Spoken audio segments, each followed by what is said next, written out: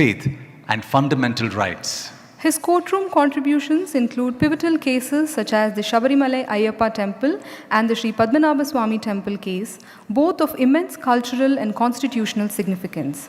But Sai Deepak is not just a lawyer. He has emerged as a formidable orator. His speeches, lectures, and panel discussions resonate with the people.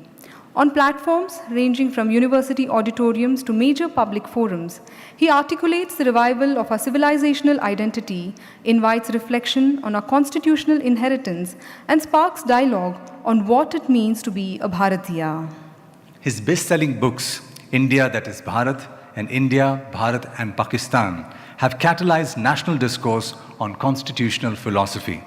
His work presents a rigorous, research-driven analysis of India's civilizational journey spanning millennia, challenging long-standing colonial frameworks and offering a clear, structured understanding of Bharat's worldview.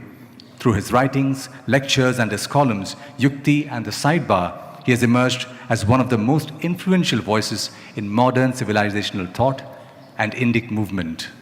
Tonight, we recognize a personality who gives people the language to voice their identity, their concerns, and their vision for society.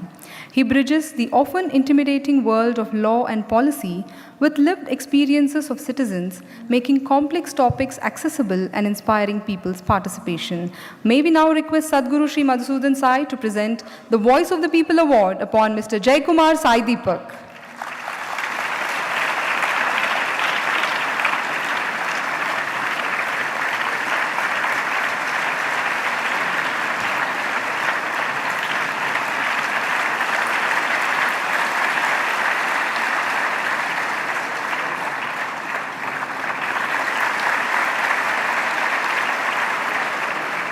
We request Mr. Sai Deepak for his acceptance speech, please.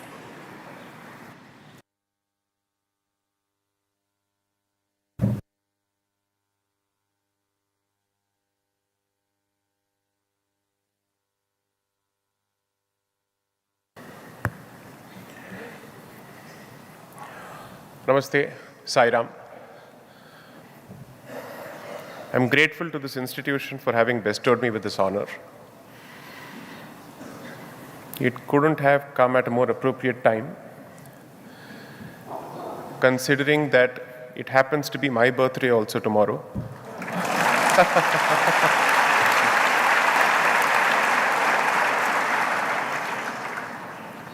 So when my mother was a school teacher, she had heard one of her friends talk about a young rishi or a young sage in the hinterland of Anantapur.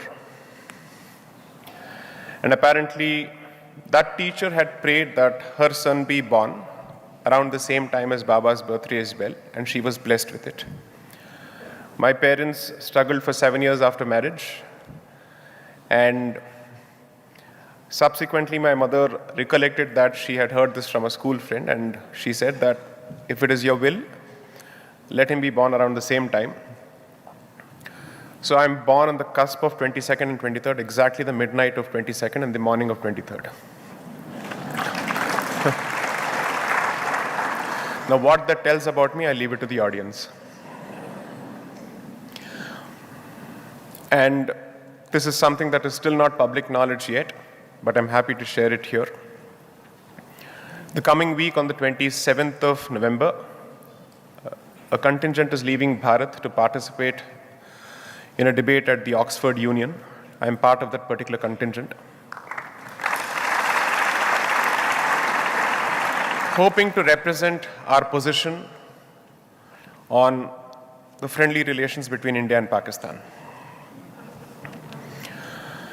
The fact that I have the opportunity to share space here with Sri Sai Madhusudan Garu, with everybody else on the stage and seek their blessings, I consider it my good fortune. I will leave the audience with maybe a couple of thoughts, and I will not take more than 5 minutes. I don't know how many are actually aware of my existence outside of this place, and I don't wish to be presumptuous on that front. But my reputation outside is at loggerheads with the perception of this place. considering that I am seen as slightly more aggressive. But one of the things that I believe is perhaps necessary or imperative is that the world needs both Shakti and Shanti. And Bharat cannot negotiate with the rest of the world purely on the terms of Shanti without having Shakti. So in that sense, I'm a Shakti Upasak in the hope that it leads to Shanti. 2, in my view, the work that we do outside of this sacred premise is one of gatekeeping, but the work that is done here is of Bija Raksha, which is to protect the seed, so that once the deluge is done, its job is done, you can hit reset and start the work again. And therefore, this work, I think, is the essence of preservation of Sanatana Dharma in its finest traditions.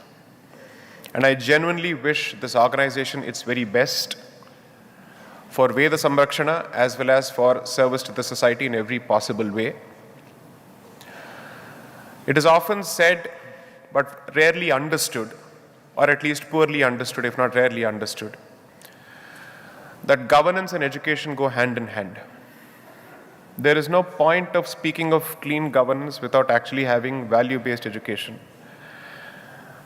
Because if a citizenry is imbued with a certain set of values, it makes the job of governance all the more easier.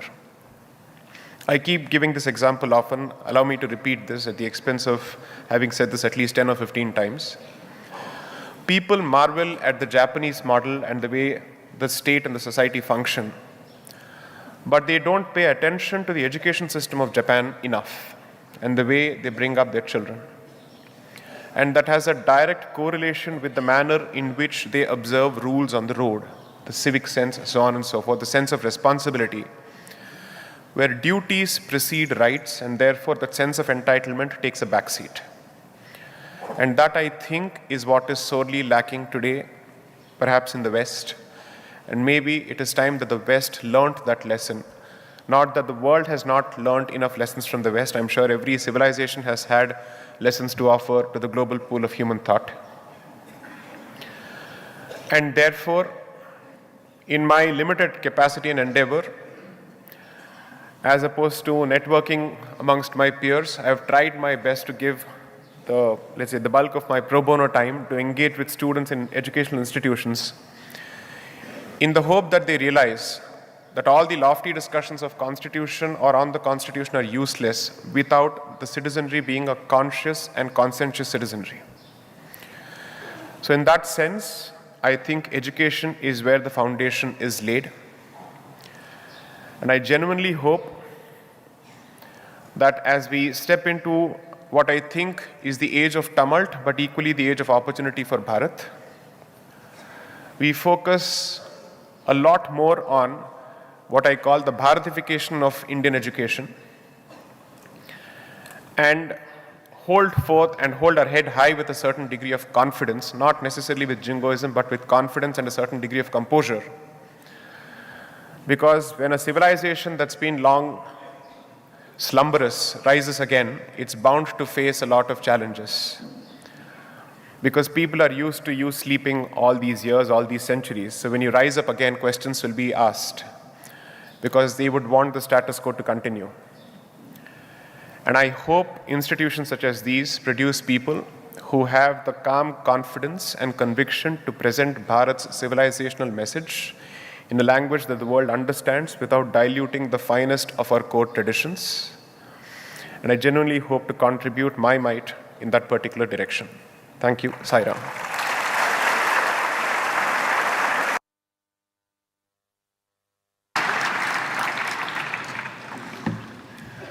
Thank you, Mr. Sai Deepak, for joining us today and for accepting the award.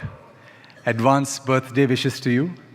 And perhaps it is no coincidence that your birthday coincides with Bhagwan Sri Satya Sai Baba as you're working towards upholding our civilizational values. Thank you so much and wish you the best for next week's November 27 trip to Oxford University.